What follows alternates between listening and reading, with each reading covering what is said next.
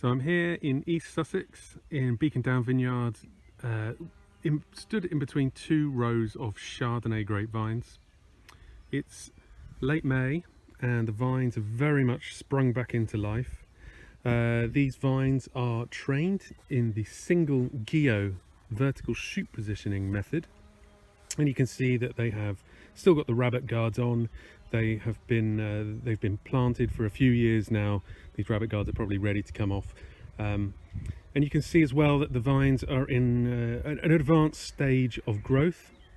The bud burst has happened successfully, and the vines are shooting all over the place.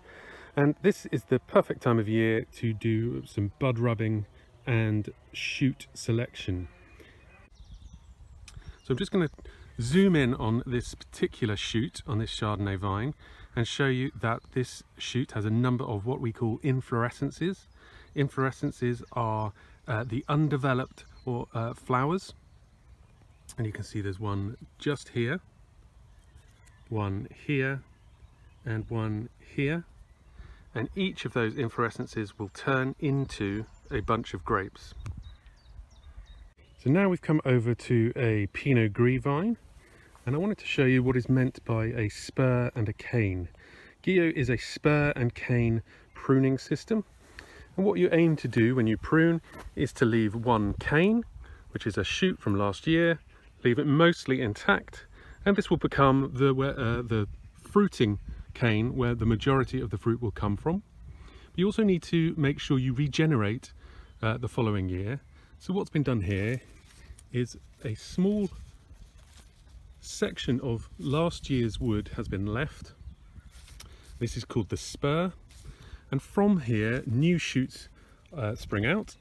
You leave enough room for 2 or 3 shoots, and one of these 2 shoots will become the cane for the following year. If this is done carefully, you can prune the vine without causing too many problems and ensure that it has a long and healthy life. If it's done uncarefully, you can leave scar tissue and you can interfere with the vine's vascular system. So it's important to understand that each individual vine has enough energy to support a certain number of shoots and therefore a certain number of grape bunches. That depends on the region, the land, the local climate, and also the grape variety. But one thing's for sure, and that is that we do not want excess shoots coming out of the trunk of the vine.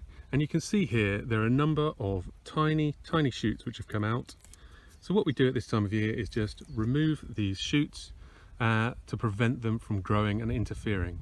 The other reason we do this is because we don't want the head of the vine to become crowded with unnecessary shoots, because if you get too much growth at this point, you end up with shading around that area, and that is not good for the vine or the grapes. So here we have a Bacchus vine. If you look closely, you can see that there are 2 shoots coming out of the same bud position. This is called a secondary shoot. We don't want this, so I'm just going to take this off. So there you can see now just the one shoot coming out of this position. This will mean that this single shoot will be a lot stronger. This fruit will develop better and become riper. So on this Pinot Gris vine, you can see that there are shoots coming out from the trunk. Now these need to be got rid of. I'm just going to snap these off so that the vine can concentrate its growth all on this top section.